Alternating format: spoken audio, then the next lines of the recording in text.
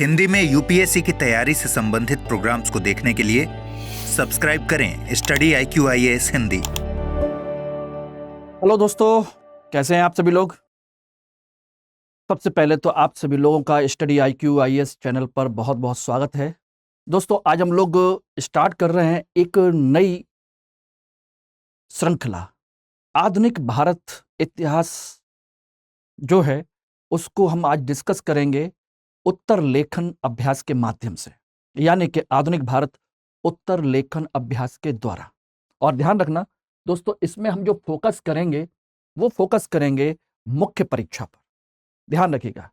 देखिए, अधिकांश सभी जो टीचर हैं, अधिकांश लोग जो हैं और अधिकांश स्टूडेंट्स, वो सभी पढ़ने की कोशिश करते हैं प्रारंभिक परीक्षा के लिए फैक्चुअल पॉइंट्स, जिससे कि उनके हर तरह के एग्जाम में काम आ सके। लेकिन जो अच्छे स्टूडेंट्स हैं, जो सीरियस स्टूडेंट्स हैं और जिनको कुछ चीज़ें उनको चाहिए, तो ये ध्यान रखिएगा, प्रारंभिक परीक्षा के बाद मुख्य परीक्षा भी होती है और बिना मुख्य परीक्षा पास किए आप सफल नहीं हो सकते, ना प्रारंभिक परीक्षा और ना मुख्य परीक्षा। हमारी क्लास का जो कंसेप्ट होगा वो ये होगा इस क्लास में कि पूरा का पूरा मॉडर्न इंडिया हम डिस्कस करेंगे, उत्तर लेखन के माध्यम से ही करेंगे, लेकिन उसमें हम प्री और मेंस दोनों के कंसेप्ट को क्लियर करने की कोशिश करेंगे। यानी कि प्रारंभिक परीक्षा और मुख्य परीक्षा दोनों के कंसेप्ट क्लियर होंगे।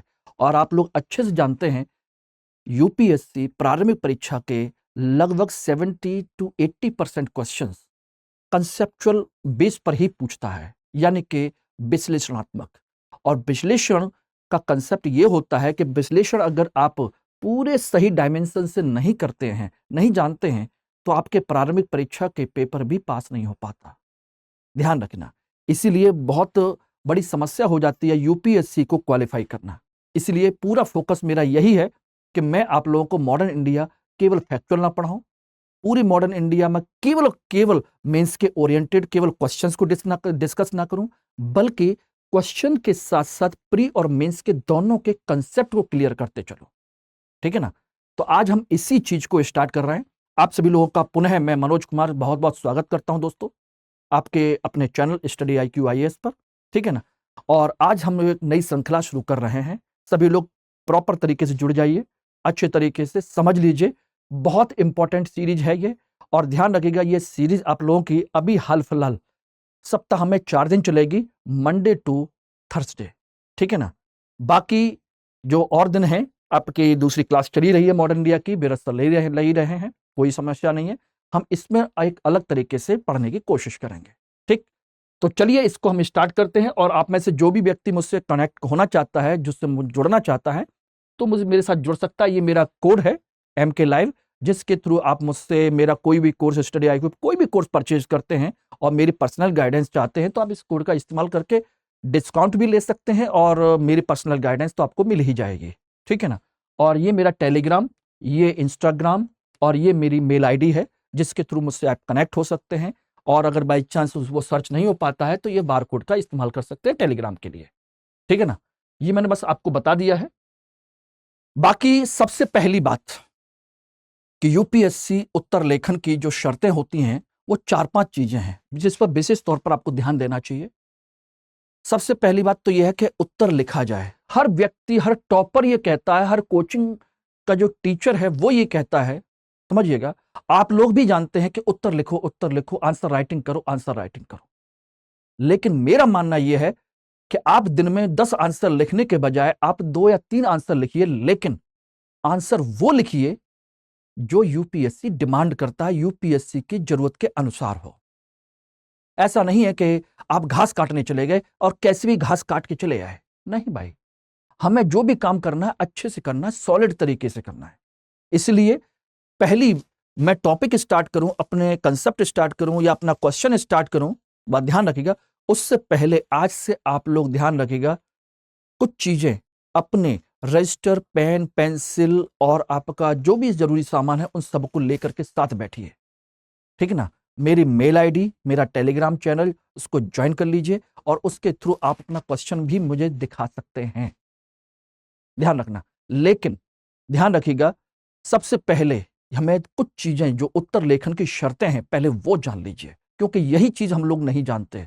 हम बस लग जाते हैं उत्तर लिखो, आपको एक छोटी सी बात मैं बताना चाहता हूं। हमारे एक मित्र थे, जब हम तैयारी कर रहे थे साथ में, तो सोचिए दिन भर में वो 40 50 15 20 25 30 40 50 क्वेश्चन आंसर लिख देता था। बस उसको अगर क्वेश्चन बोलो, वो कुछ ना कुछ लिखना शुरू कर देता था और खूब लिखता था आंसर, खूब कुछ ना कुछ लिखता था। ज्यादा लिखने से भी ध्यान रखना, कुछ ना कुछ तो सीखने का मौका मिलता ही है ना, कुछ ना कुछ।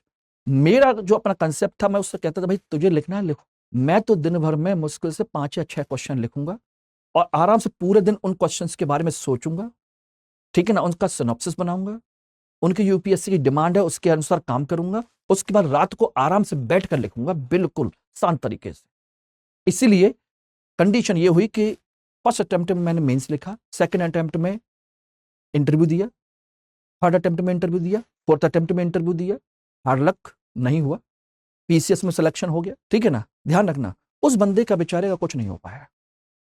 क्यों? क्योंकि लिखा तो बहुत, बट कुछ हो नहीं पाया। बाद में जाकर के एक लोअर पीसीएस में उसका सिलेक्शन हुआ, आज वो जॉब कर रहा है। मैंने कहा ज्यादा लिखने से भी धीरे धीरे कुछ ना कुछ तो सीखने को मौका मिलता ही है ना, इंप्रूवमेंट कहीं ना कहीं तो करोगे, लेकिन समय बहुत लग जाता है। तो वो काम हमें नहीं करना है, हमें घोड़ा बनना है, गधा नहीं बनना। ध्यान रखिए। इसीलिए पहली चीज तो यह है, उत्तर लेखन की जो शर्तें हैं, जो जरूरी चीजें हैं, पहले उनको जानिए। पहले कि यूपीएससी की डिमांड क्या है, पहले हमको इसको जानना है। दूसरा, समय प्रबंधन बहुत जरूरी है, क्योंकि समय के अनुसार नहीं लिखेंगे तो बेकार हो गया। तीसरा, अभ्यास, बिना अभ्यास के संभव नहीं है। और चौथा है प्रश्नों की प्रकृति को समझना। अगर आप प्रश्न की प्रकृति ही नहीं जानते तो क्या लिख के आओगे? कुछ भी लिख के आओगे, और जो कुछ भी लिख के आता है ना, उससे उल्टी करना कहते हैं वॉमिटिंग, यानी कि जो पढ़ के गए बस निकाल के चले आए, चाहे कुछ भी पूछा हो। It's our brain, it's a machine, ध्यान रखना, जिसमें रॉ मटेरियल डाला जाता है और फाइनल प्रोडक्ट बनाए जाते हैं।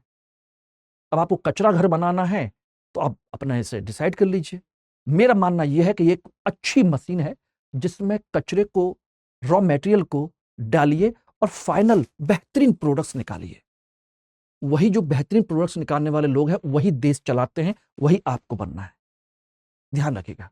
ओके, तो यूपीएससी की मांग क्या है? पहली बात तो यह है कि जिसको मैं आपको समझा दूं, ध्यान रखिएगा। यूपीएससी की पहली मांग जो समझ लीजिए, वो है, आप इसमें देखेंगे तो वो सभी जो कंटेंट है, ध्यान रखना, कंटेंट की डिमांड करता है। और कंटेंट कैसे चाहिए उसको? पॉइंट में। जब एक क्वेश्चन पेपर सेट करने वाला क्वेश्चन पेपर को सेट करता है, तो यूपीएससी उससे उसके आंसर की डिमांड करता है कि इस आंसर में आपको कौन कौन से पॉइंट्स चाहिए और किस किस सीक्वेंस में चाहिए। ध्यान रखना। तो उन्हीं पॉइंट्स को, उन्हीं मॉडल आंसर को सोचिए कि एग्जामिनर को दे दिया जाता है, वो कॉपी उसी के पैटर्न पर चेक करते हैं। तो ध्यान रखिएगा, पूरे कंटेंट चाहिए, उस कंटेंट का सही क्रम चाहिए। ध्यान रखना, क्या चाहिए? सही क्रम चाहिए, कि सही क्रम है कि नहीं है, ध्यान रखिएगा। ठीक। तीसरा, अगर इसमें बात करें तो और क्या चाहिए? और यह चाहिए कि इसमें हम तुलनात्मक अध्ययन करें। क्या करें? तुलनात्मक अध्ययन, किसी ना किसी चीज से उसकी तुलना करें, ठीक है ना, तभी तो उसकी इंपॉर्टेंस निकल के आती है। इसका एक अच्छा, सोचिएगा, क्या होना चाहिए? निष्कर्ष होना चाहिए। एक अच्छा निष्कर्ष होना चाहिए, फ्यूचरिस्टिक, जो आपकी पॉजिटिव अप्रोच को दर्शाए, सकारात्मक सोच, ठीक है ना, आपके विषय की गहराई और सोचिए उसका विस्तार, दोनों चाहिए, गहराई और विस्तार, हॉरिजॉन्टल एंड वर्टिकल दोनों। यानी कि आप किसी भी टॉपिक के गहराई तक सारी चीजों को जानते हो और उसका विस्तार कितना है, वो भी आप कम से कम शब्दों में आप बेहतरीन लिख सके। ध्यान रखिएगा। और क्या चाहिए? उसको चाहिए साफ सुथरा लेखन, क्योंकि आपकी कॉपी चेक करने वाले जो लोग होते हैं ना बेटा, 60 साल से अधिक उम्र के लोग होते हैं, जिनका मोटा चश्मा होता है। अगर उनको साफ साफ नहीं दिखाई दिया तो आपके कॉपी को ढंग से वो पढ़ना पसंद भी नहीं करते। मजबूरी में चेक तो करते हैं क्योंकि यूपीएससी के हैं, लेकिन अंदर ही अंदर उनको चिड़न पैदा होती है, यार क्या लिखा है इसमें। बहुत फर्क पड़ता है इस चीज का। साफ सुथरा लेखन होना चाहिए। और अगर इसका प्रेजेंटेशन अच्छा हो, ध्यान रखिएगा, प्रेजेंटेशन, तो वो और अच्छा है। इसमें हम ग्राफ, चार्ट ये बना सकते हैं। ठीक है ना, ग्राफ बना सकते हैं, चार्ट बना सकते हैं, ये सारी चीजें इसमें आपकी हों तो प्रेजेंटेशन अच्छा होता है, दिखाई अच्छा देता है, आप इसको कंसीडर करते हैं। इन ब्याह पर सोचिए कि आपके नंबर अच्छे आते हैं। अगर सारे के सारे पॉइंट्स अच्छे मिलते हैं, ध्यान रखना, तो समझ लीजिए 50% नंबर आपको मिल गए, सारे पॉइंट्स। ऐसा होता नहीं है, जीएस में तो नहीं होता, ऑप्शनल में हो जाता है, ठीक है ना। उसके बाद आकी अन्य जो चीजें हैं, बाकी जो अन्य चीजें हैं, वो 50% नंबर इसके होते हैं और 50% नंबर इसके होते हैं। सोचिएगा, अब इसमें आपका लेखन शैली अच्छी है, प्रेजेंटेशन अच्छा है, ठीक है ना, गहराई और विस्तार के साथ सारी बातें लिखी हैं, तो आपका सारा कुछ हो जाता है। यस, बात क्लियर है एवरीबॉडी। दूसरी बात, इसको समझ लीजिएगा, दूसरी बात है समय प्रबंधन। मुख्य परीक्षा में ध्यान रखिएगा दोस्तों, आपके 10 और 10 क्वेश्चंस होते हैं। 10 क्वेश्चन 150 शब्द के होते हैं, 150 शब्द के, और 10 क्वेश्चन होते हैं 250 शब्द। दोनों मिलाकर के देखे जाए तो कुल पेपर में 4000 शब्द होते हैं, यानी कि एक क्वेश्चन एवरेज, ध्यान रखिएगा, 200 शब्दों का होता है एवरेज। और एक क्वेश्चन के लिए दोस्तों मिलते हैं आपको 8 मिनट। कितने मिलते हैं? 8 मिनट एक क्वेश्चन के लिए।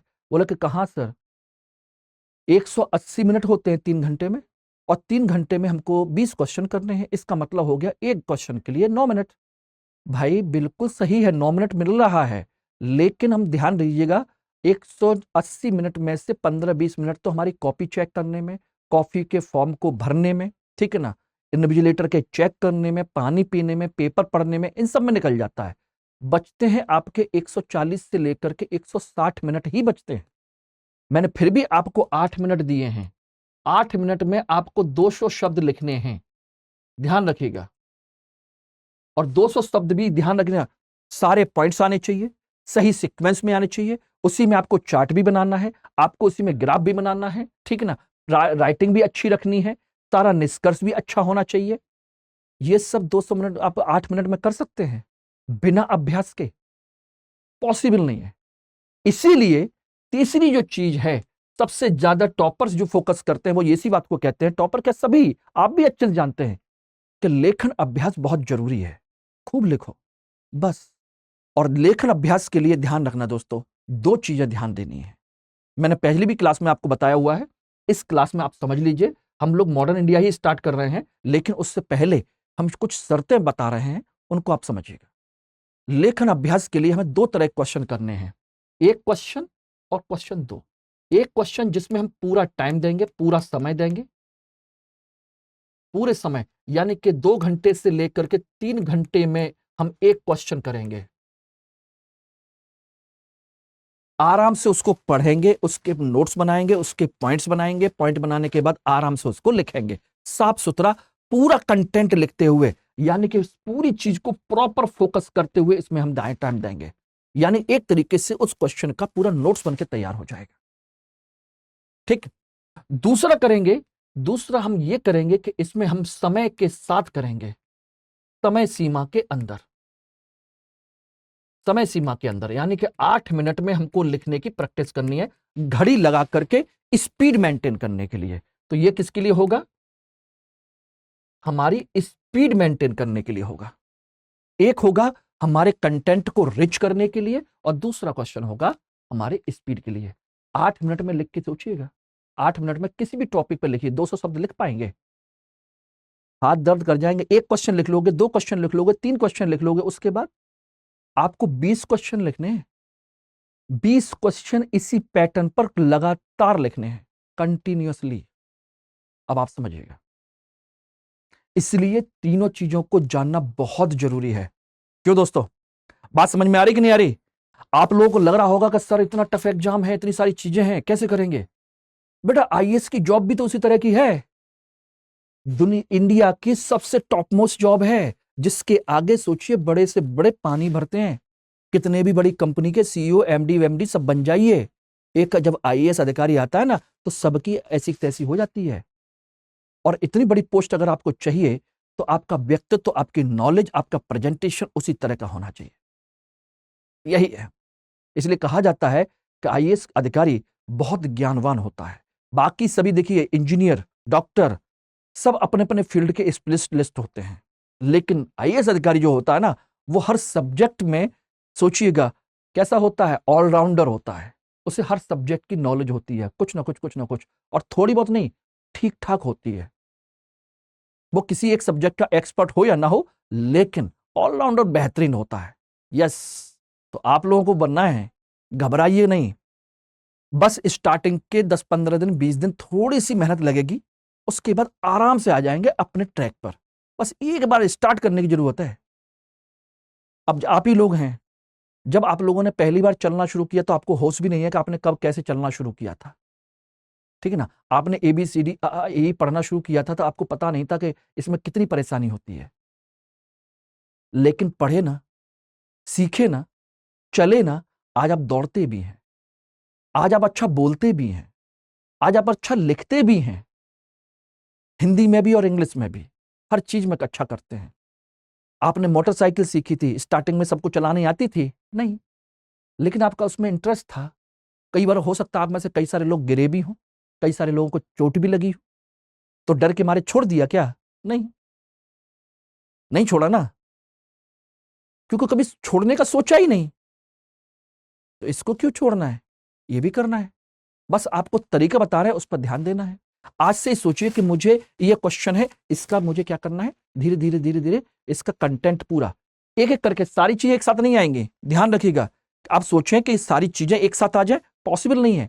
धीरे धीरे रोज अभ्यास के माध्यम से 15-20 दिन के अंदर हम पहले कंटेंट पर फोकस करेंगे पॉइंट फॉर्म में, फिर धीरे धीरे उसका सही सीक्वेंस आने लगेगा, फिर उसका तुलनात्मक अध्ययन, एक एक पॉइंट आने लगेगा। चलो यार, एक इसकी तुलना उससे कर दो, इसकी तुलना उससे कर दो, इसको तुलना उससे करके देखें तो कैसा लगेगा। वो धीरे धीरे आएगा, एक दिन में नहीं आएगा। आप सोचो कि सब कुछ एक दिन में आ जाए, भाई एक दिन में तो देखिए हथेली पर सरसों नहीं उगती और एक दिन में बच्चा भी पैदा नहीं होता, ये आप अच्छे जानते हैं। तुरंत के तुरंत कुछ भी नहीं होता, ठीक है ना? आप सोचें कि लाइए भैंस ने दूध दे दिया, लाओ तुरंत मिठाई बना के दे दो, तो उसमें भी समय लगता है, घंटा 2 घंटा 3 घंटा लगेंगे। हर काम में एक समय लगता है, एक निश्चित समय होता है, तो इसमें भी लगेगा, ठीक है ना?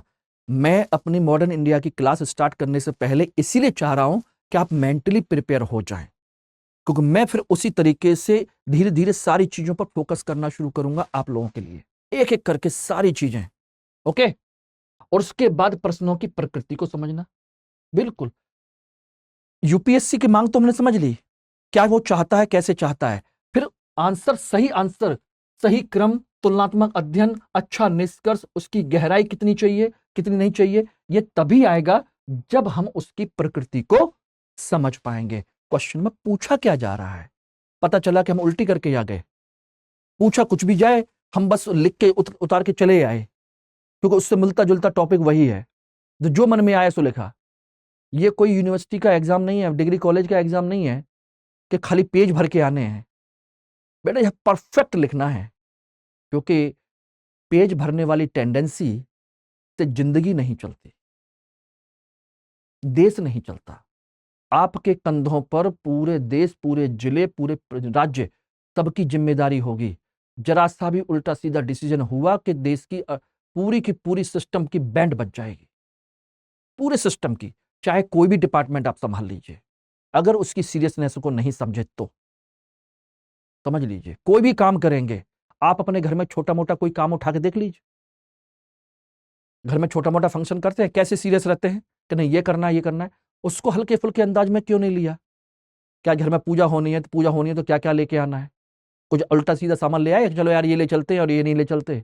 पंडित जी हर चीज के लिए दौड़ा लेंगे कि बेटा सामग्री कहाँ है, ठीक है ना, हवन सामग्री कहाँ है, इसमें हल्दी नहीं आई, इसमें चंदन नहीं आया, इसमें घी नहीं आया, इसमें रोरी नहीं आई, इसमें लौंग नहीं आई, इसमें पान के पत्ता नहीं आए।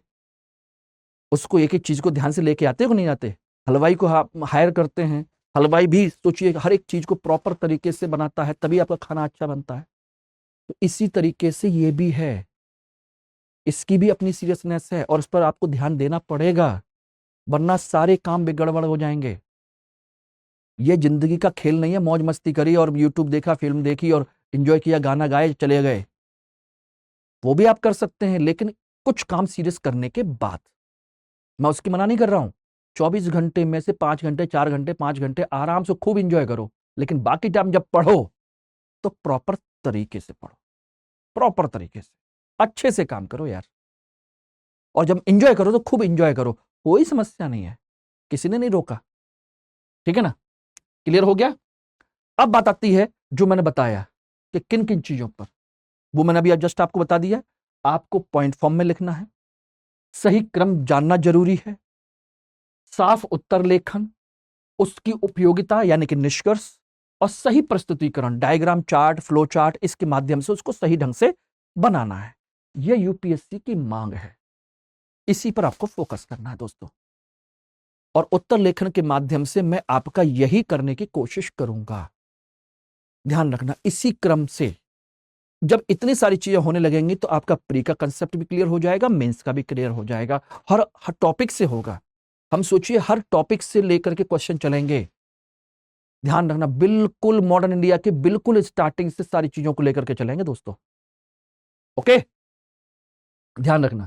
और आप में से जो भी व्यक्ति यूपीएससी 2024-25 देना चाहता है और एग्जाम निकालना चाहता है तो हमारे साथ जुड़ सकता है। हमारा इवनिंग का 23 तारीख से नया बैच स्टार्ट हो रहा है, 23 अगस्त से शाम को 6 बजे। ध्यान रखिएगा। और P2I batch, prelims to interview batch है। यह हिंदी में भी है, इंग्लिश में भी है, इंग्लिश में भी है। और फीस मात्र 29,999 रुपए है, जिसके लिए आपको कोड इस्तेमाल करना पड़ेगा MK लाइव। अगर कोड इस्तेमाल नहीं करते तो फीस लगेगी आपकी 70,000, समझ लीजिए। ओके, तो ये है, इसके थ्रू आप मुझसे कनेक्ट हो सकते हैं, इस कोर्स को ज्वाइन कर सकते हैं। वहां पर रेगुलर स्टडी आपकी चलेगी, सेगमेंट वाइज, टॉपिक वाइज, हर एक तरीके से प्रॉपर सिस्टमेटिक तरीके से चलती है। ठीक है ना। आप में से कई सारे जो लोग हैं ऑलरेडी मुझसे पढ़ चुके हैं पेड बैच में और यहां भी क्लास कर रहे हैं। आप एक क्लास में ही हैं, बहुत सारे बच्चे हैं, ठीक है ना, जिन्होंने मुझसे पढ़ा हुआ मॉडर्न इंडिया, और वो यहां पर आकर के बैठ के मॉडर्न इंडिया की आंसर राइटिंग प्रैक्टिस कर रहे हैं। क्यों दोस्तों, है कि नहीं?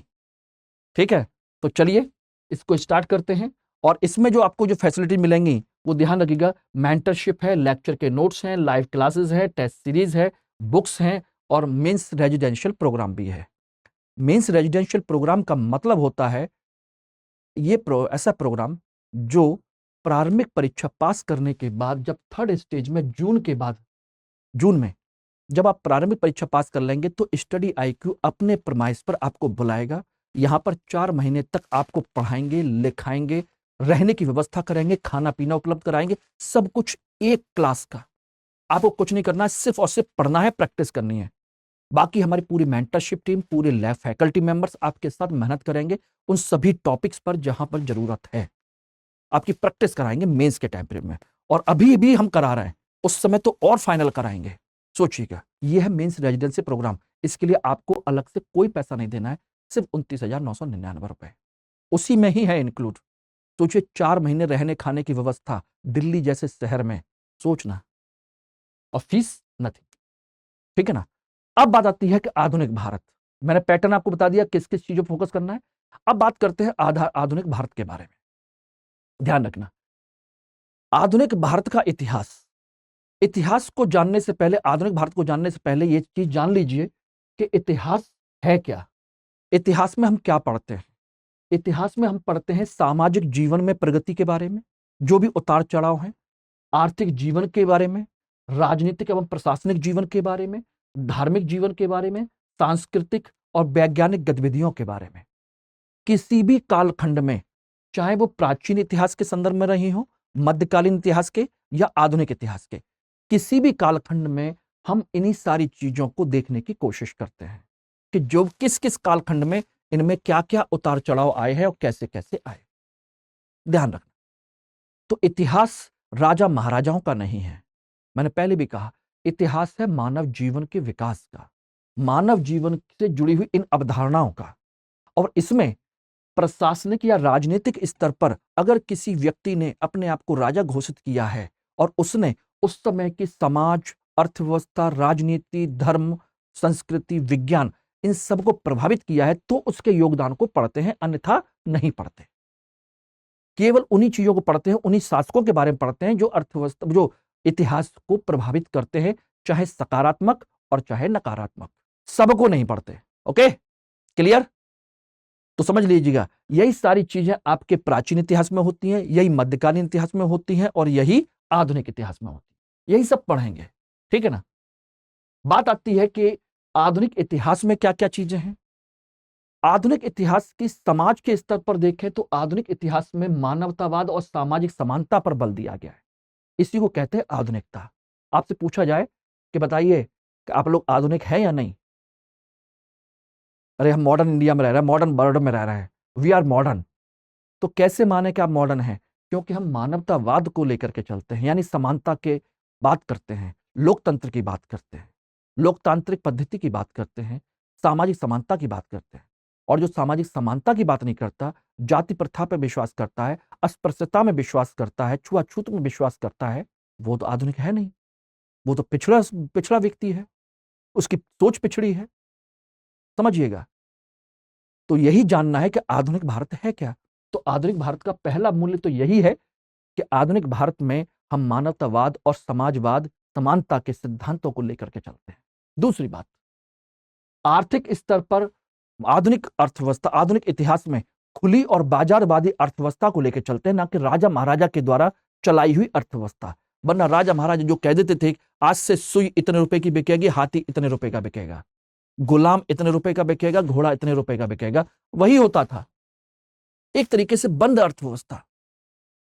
राजा ने कह दिया कि उस राज्य के नागरिकों से कोई व्यापार नहीं करोगे, इस राज्य के या इस देश का कोई व्यक्ति भारत में नहीं आएगा या इस क्षेत्र में नहीं आएगा, मेरे साम्राज्य में नहीं आएगा। तो सब कुछ राजा के हाथ में था। लेकिन यहां पर क्या है? खुली अर्थव्यवस्था, open economy, demand and supply के माध्यम से चलने वाली अर्थव्यवस्था। जैसी मांग वैसी कीमत। समझ लीजिए, जैसी मांग उन्हीं वस्तुओं का उत्पादन। भाई जिस चीज का हम डिमांड करेंगे उत्पादन भी तो उसी का होगा। या ये उल्टा कह सकते हो कि हम जिस चीज का उत्पादन करते हैं उसकी डिमांड क्रिएट कर देते हैं। ये भी एक नया कंसेप्ट है कि नहीं? मैं चिप्स की डिमांड नहीं है बाजार में, कुरकुरे की डिमांड नहीं है। सोचिएगा, फिर भी लोग बना रहे हैं और इनको जबरदस्ती आपको दिखा दिखा के खिला रहे हैं। अगर ये दोनों मार्केट से हट जाएं तो भी हमारी सेहत पर कोई असर नहीं पड़ना कि चिप्स नहीं मिले, कुरकुरे नहीं मिले, बर्गर नहीं मिला, पिज्जा नहीं मिला तो कुछ बिगड़ जाएगा, बन जाएगा। नहीं, कोई इशू नहीं है, कुछ भी बनेगा बिगड़ेगा नहीं इनके हटने से। और पहले नहीं थे तब क्या फर्क पड़ रहा था? कोई फर्क नहीं पड़ रहा था। लेकिन उसने अपनी मार्केट में जगह बनाई, लोगों को पसंद आया, अब लोग उसको खाते हैं। यही है कंसेप्ट। जनतंत्र और गणतंत्र की अवधारणा राजनीतिक स्तर पर। अब राजा नहीं होगा, राजतंत्र नहीं होगा, जनतंत्र होगा, लोकतंत्र जिसे कहते हैं, और गणतंत्र होगा। धर्म के आधार पर अब ईश्वर केंद्रित अर्थव्यवस्था, ईश्वर केंद्रित व्यवस्था नहीं होगी, बल्कि मानव विकास केंद्रित धर्म होगा। क्या कहते हैं? मानव सेवा ही ईश्वर की सेवा है। हम सब कौन हैं? ईश्वर की संतान हैं। सोचिएगा, यानी हम सब समान हैं, हम सब बराबर हैं, वो परमपिता परमेश्वर है। ये आधुनिक इतिहास की मूलभूत विशेषताएं हैं। और वैज्ञानिक सोच, वैज्ञानिक सोच का मतलब है कोई भी स्त्री पुरुष, उच्च जाति निम्न जाति, जिसके पास भी साइंटिफिक टेम्परामेंट है, वो इसको बढ़ावा दे सकता है और सबको बराबर का खूब मौका मिलेगा। खूब बनाइए, खूब सोचिए और इसके माध्यम से अपने जीवन को अच्छा बनाइए। और आज क्या कर रहे हैं? सोचिए, कोरोना जैसी महामारी फैली, कोविड जैसी, और हमने सोचिए कुछ महीनों के अंदर ही हमने वैक्सीन बना के तैयार कर ली। न केवल भारत के लिए बल्कि पूरे विश्व में सप्लाई किया, हमने बना लिया। अगर हमारे पास सोच ना होती तो क्या करते? आज हमारा सोचिए यान, चंद्रयान-3 लगभग 2 दिन के बाद चंद्रमा पर लैंड करेगा। मंगल पर हम पहुंचा ही चुके हैं, सोचना। और 2 दिन बाद 23 तारीख को शाम को 6:04 पर क्या होगा? चंद्रमा पर लैंड करेगा। अगर हमारी सोच ना होती तो हम दूसरे देशों से अपने सैटेलाइट लॉन्च करवाते रहते, उनसे सिग्नल लेते रहते, बस जैसे पहले कर रहे थे। अब हम बहुत आगे बढ़ चुके हैं। हमने अलग से इसके लिए डिपार्टमेंट खोला, इसरो। हमने अपने लिए अलग से डीआरडीओ बनाया। हमने एक से बढ़कर एक वैज्ञानिक एजेंसियां बनाई। ये सब इसी की वजह से हुआ और ये पूरी दुनिया में जो इन सब चीजों को मानता है। समझ लीजिएगा। Okay, clear? तो ये चीजें हैं, यही आधुनिक मूल्य हैं।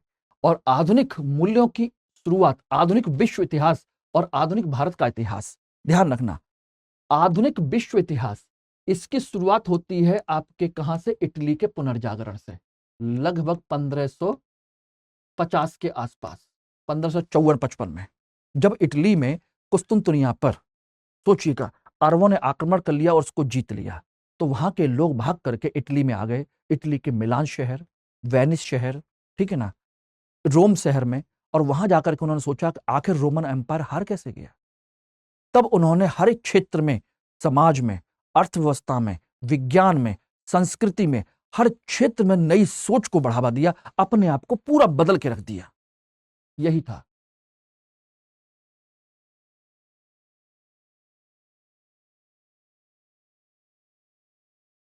बदल के रख दिया। और यहीं से शुरुआत हुई पुनर्जागरण की, पुनः जागना, रीअवेकनिंग। हम मध्यकाल में सो गए थे, प्राचीन काल में जागे हुए थे, मध्यकाल में सो गए और आधुनिक काल में फिर जाग गए, जब हम पे डंडा पड़ा कि साले सो क्यों रहे हो बे? क्या ऐसे ही ना, सोते ही रहोगे? तुम्हारे सोने की वजह से सोचो हमारी हालत क्या हो गई है। जागो प्यारे, जागो, वरना दुनिया आकर के आपको लूट के ले जाएगी, और लूट रही है। तुम छोटे मोटे व्यक्ति नहीं हो, तुम उनके वंशज हो, तुम उस विरासत के राजकुमार हो, इस व्यवस्था के अगले निर्माता हो। तुम इतने कमजोर कब से हो गए? हम तो अशोक के, अकबर के वंशज हैं, कनिष्क जैसे, समुद्रगुप्त जैसे, हर्षवर्धन जैसे राजाओं के वंशज हैं हम लोग। सोचिएगा, जिन्होंने विज्ञान में यह काम किया, जिन्होंने कला संस्कृति में यह विज्ञान विकास किया, हम उनके वंशज हैं। यही सेम चीज यूरोप में चल रही थी, यही सेम चीज हमारे यहां चल रही थी। इसी ने आधुनिक नवीन विचारों को प्रस्तुत किया था, यहीं से। अब सोच रहे होंगे सर आप आंसर राइटिंग की क्लास थी, ये क्यों करा रहे हैं? ये डियर इसलिए करा रहे हैं कि पहले आधुनिक भारत को समझ तो लीजिए कि कैसे और कहां से है आधुनिक भारत, और आधुनिक विश्व इतिहास की मूलभूत तत्व क्या है, कहां से उभर के आया। तभी तुम समझ पाएंगे कि आखिर British East India company Bharat में आई और आने के बाद कैसे जीत गई। क्यों? क्योंकि वो जब आई थी तो सोचिए उनके विचार कैसे थे और हम लोग किस कंडीशन में थे। ब्रिटिश ईस्ट इंडिया कंपनी एक आधुनिक विचारों से युक्त एक कंपनी थी। वो आधुनिकता की प्रतीक थी, जिसके पास एक नए मूल्य थे। और भारत कैसा था? पिछड़ा मध्यकालीन सोच वाला एक देश। तो नेचुरल सी बात है कि यूरोपीय कंपनियों का भारत में आगमन और भारत में भारतीय राज्यों से उनकी जो लड़ाई होती है, वो ब्रिटिश ईस्ट इंडिया कंपनी और बंगाल की लड़ाई नहीं है, ब्रिटिश ईस्ट इंडिया कंपनी और मैसूर की लड़ाई नहीं है, ब्रिटिश ईस्ट इंडिया कंपनी और मराठों की लड़ाई नहीं है, ब्रिटिश ईस्ट इंडिया कंपनी और मुगलों की लड़ाई नहीं है, बल्कि यह आधुनिकता और मध्यकालीनता के बीच का द्वंद्व है। आधुनिक मूल्यों और मध्यकालीन मूल्यों के बीच का द्वंद्व है ये। इसलिए मैं आज बैकग्राउंड क्लियर कर रहा हूं, उसके साथ हम लोग फिर क्वेश्चन लेकर के चलेंगे, टॉपिक वाइज क्वेश्चन उठाएंगे और क्वेश्चन में क्या क्या चीजें लिखी जाएंगी, कैसे कैसे लिखी जाएंगी, वो मैं एक एक करके आपको बताता चलूंगा। ठीक है ना, ध्यान रखिएगा। ओके दोस्तों, तो समझ में आ गया। अब कंडीशन यही थी, जब भारत में जब यूरोपीय कंपनियां आईं तो उन्हीं के साथ यह आधुनिक और पुनर्जागरण के विचार भी आए, उसी के साथ आए। अन्यथा भारत तो मध्यकालीन सोच वाला देश था। यहीं से भारत में आधुनिक विचारों की शुरुआत होती है, या यहीं से हम आधुनिक भारत की शुरुआत मानते हैं। लेकिन पढ़ने के दृष्टिकोण से हम क्या मानते हैं कि 1707 में जब औरंगजेब की मृत्यु हुई, वहां से आधुनिक भारत का इतिहास पढ़ते हैं। यस, आधुनिक भारत की शुरुआत मानते हैं, लेकिन पढ़ने के लिए वास्तव में शुरुआत यहां से हुई है आधुनिक मूल्यों की, क्योंकि ये कंपनियां भारत में अपने साथ नवीन मूल्यों को लेकर के आई थीं। यस, ओके, क्लियर हो गया। अब इस तरीके से देखिएगा, तो हम यहां से हम पूरे आधुनिक भारत के इतिहास को 3 कालखंडों में बांट करके चलेंगे, और एक एक करके एक एक कालखंड के एक एक टॉपिक से हम सिलेबस के अकॉर्डिंग सारी चीजों को उठाएंगे। देखिए, पहला है 1857 से पहले। इसमें 2 चीजें देखेंगे, जिसमें 1757 एक माइलस्टोन है। यानी कि 1757 से पहले की कंडीशन क्या थी भारत में, 1757 से लेकर के 1857 तक। फिर 1857 के समय के प्रमुख विद्रोह, और फिर 1857 के पश्चात 1857 से 1947 और 1947 के बाद के इतिहास। इस तरीके से हम पूरे आधुनिक भारत को हम 3 कालखंडों में विभाजित करते हैं, ध्यान रखना। ओके, तो एक हो गया 1757 से पूर्व, एक 1757 से लेकर के 1857 तक का दूसरा कालखंड। यह हो गया 1857 का विद्रोह और प्रमुख अन्य विद्रोह। ठीक, उसके बाद 1857 से लेकर के 1947 और 1947 से लेकर के उसके बाद का काल, जिसे हम क्या कहते हैं, इंडिया आफ्टर इंडिपेंडेंस, भारत आजादी के बाद या आजादी के बाद का भारत। वहां से भी क्वेश्चंस पूछे जाते हैं, वो हमारे सिलेबस में है। इस तरीके से मॉडर्न इंडिया को हम 3 पार्ट में डिवाइड करेंगे और यहां से हम एक एक टॉपिक से एक एक क्वेश्चन उठाते जाएंगे और डिस्कस करते जाएंगे। दोस्तों ध्यान रखना, अब 1757 से पहले के टॉपिक कौन कौन से हैं वो भी आप देख लीजिए। ये है 1757 से पहले औरंगजेब के मरने के बाद उनके कौन कौन से मुगल शासक हैं। तो यहां से आपके मुख्य परीक्षा का कोई क्वेश्चन नहीं बनता। नवीन राज्यों का उदय, कौन कौन से नए राज्य उभर के सामने आए।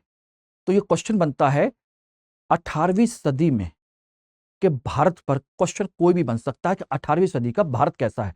इसके लिए आपको एक किताब पढ़नी होगी, बिपिन चंद्रा की एक किताब आती है, बिपिन चंद्रा की आधुनिक भारत का इतिहास। ठीक है ना, एक तो ये है बिपिन चंद्रा की, एक और है एनसीईआरटी ओल्ड, किस क्लास की, 12th क्लास की, 12वीं क्लास की पुरानी एनसीईआरटी ले लीजिए, उसमें से पढ़ना शुरू कीजिए। उसी से आपके बहुत सारे क्वेश्चंस तैयार हो जाएंगे, बहुत सारे। बाकी मैं करा दूंगा, इतने करा दूंगा कि आप लोग खुद रह जाएंगे कि सर बचा क्या है, क्या बचा है। और आप में से बहुत सारे लोग जानते हैं जब मैं पढ़ाता हूं तो कोई चीज छोड़ता नहीं हूं। हंसी मजाक करना आता हो या ना आता हो, आपको मनोरंजन कराना आता हो या ना आता हो मुझे, लेकिन पढ़ाना जरूर आता है, इसमें कोई शक नहीं है, ये मैं मानता हूं। और आप में से हो सकता है कुछ लोग बोर भी होते हो कि सर की क्लास में सिर्फ पढ़ाते रहते हैं, बात इधर उधर की कोई बात नहीं करते, बोर हो जाते हैं, कितना पढ़ेंगे भाई। पढ़ लीजिए यार, जिंदगी भर फिर एंजॉय कर लीजिए, या अभी एंजॉय कर लीजिए, फिर बाद में जाकर के मजबूर हो जाएंगे पढ़ने लिखने के लिए, कुछ ना कुछ करने के लिए। ठीक है ना। तीसरा है यूरोपीय कंपनियों का आगमन, कि कौन कौन सी यूरोपीय कंपनियां भारत में आई और क्यों आई, और इनमें से एक ही company East India Company, British East India Company ही सफल क्यों हुई, उस पर हम चर्चा करेंगे। तो ध्यान रखना, उसकी नीतियां और उसके उद्देश्य, उसका राजनीतिक प्रसार, उसकी प्रशासनिक नीति, उसकी आर्थिक नीति, उसकी सामाजिक धार्मिक सुधार की नीति। यहां से 1757 से लेकर 1857 तक ब्रिटिश ईस्ट इंडिया कंपनी का एक्सपेंशन, कि उसने राजनीतिक प्रसार यानी कि कौन कौन से राज्यों को क्यों जीता, कैसे कैसे जीता, उसने राज्यों को जीता, क्यों जीता, कैसे जीता, कारण क्या थे। इस तरीके से एक एक टॉपिक पर हम क्वेश्चन उठाते जाएंगे, चाहे बंगाल हो, चाहे मुगल हो, चाहे अवध हो, चाहे मैसूर हो, मराठा हो, पंजाब हो, सिंध हो, जहां से भी क्वेश्चन बन सकता है हम उस क्वेश्चन को बनाएंगे और आपको तैयार करेंगे। ठीक है ना।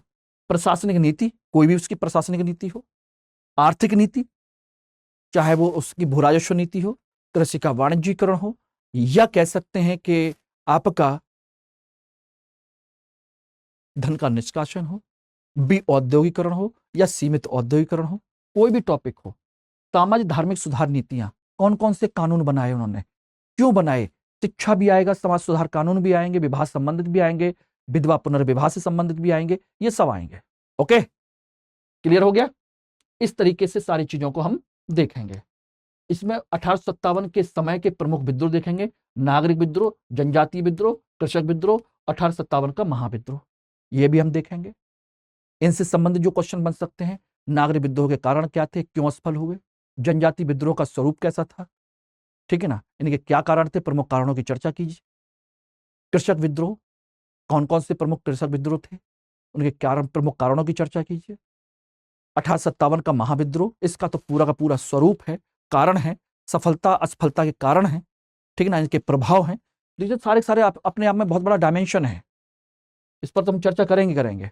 और उसके बाद आता है 1857 के पश्चात, 1857 से लेकर के 1947 तक सामाजिक धार्मिक सुधार आंदोलन, राष्ट्रवाद का उदय, कांग्रेस की स्थापना और उसके उद्देश्य, राष्ट्रीय आंदोलन का पहला चरण 1885 से 1905 तक, फिर 1905 से 1917 तक, 1917 से 1947 तक क्रांतिकारी आंदोलन, वामपंथी आंदोलन, सांप्रदायिकता का विकास, संवैधानिक विकास और प्रमुख गवर्नर जनरल वायसराय। यदि यहां से कोई मेंस का क्वेश्चन बनता है तो कर्जन वर्जन को लेकर के कई सारे क्वेश्चन बन जाते हैं, कॉर्नवालिस को लेकर, कर्जन को लेकर के, कैनिंग को लेकर के कई सारे ऐसे क्वेश्चंस बन जाते हैं मेंस में भी। इसलिए ये सारी चीजें हम देखने की कोशिश करेंगे, एक एक चीज, एक एक टॉपिक कवर करेंगे। ध्यान रखना, कोई चीज हम छोड़ने वाले नहीं है, ठीक है ना। तो ये चीजें हमारी रहेंगी और कल से हम पहला टॉपिक अपना स्टार्ट करेंगे। कल से पहला टॉपिक हम लोगों का, ठीक, आप लोग तैयार रहिएगा। पहला टॉपिक, पहली चीज, पहला क्वेश्चन, और एक एक क्वेश्चन हम लोग स्टार्ट करके डिस्कस करना शुरू कर देंगे। तैयार रहिए, बिल्कुल कॉपी पेन पेंसिल लेकर के। एक क्वेश्चन मैं यहां डिस्कस करूंगा, एक क्वेश्चन आप लोगों को होमवर्क के लिए दूंगा मैं, लिखिएगा और दिखाइएगा, ठीक है ना। और बाकी किसी को मुझसे जुड़ना है तो जुड़ सकते हैं। और ध्यान रखिएगा, ये कोड है जिसके थ्रू आप कोई भी कोर्स ज्वाइन कर सकते हैं स्टडी IQ पर। अच्छा खासा डिस्काउंट भी मिल जाएगा, सारी चीजें भी हो जाएंगी, ठीक है ना दोस्तों। तो आज के लिए इतना रखते हैं, कल से हम पहला क्वेश्चन, पहला टॉपिक उठाएंगे। सभी लोग रेडी रहिएगा। किताब सिर्फ एक पढ़नी है, सिर्फ और सिर्फ एक, मॉडर्न इंडिया, उसी से आपके क्वेश्चंस तैयार हो जाएंगे। कुछ नहीं करना, एक एक क्वेश्चन में उठाता जाऊंगा, आप उसको तैयार करते जाइए। मॉडल आंसर के साथ में डिस्कस करूंगा, इसकी डिमांड क्या है, कैसे है, किन किन चीजों फोकस करना है और किस तरीके से करना है।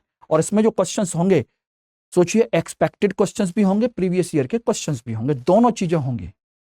संभावित क्वेश्चन क्या बन सकते हैं और पिछले साल के आए हुए क्वेश्चंस भी क्या क्या हो सकते हैं, वो सब कुछ इसमें हम कवर करेंगे, ठीक है ना। चलिए, all the best, thank you very much all of you. Hindi में UPSC की तैयारी से संबंधित प्रोग्राम्स को देखने के लिए सब्सक्राइब करें स्टडी IQ IAS हिंदी।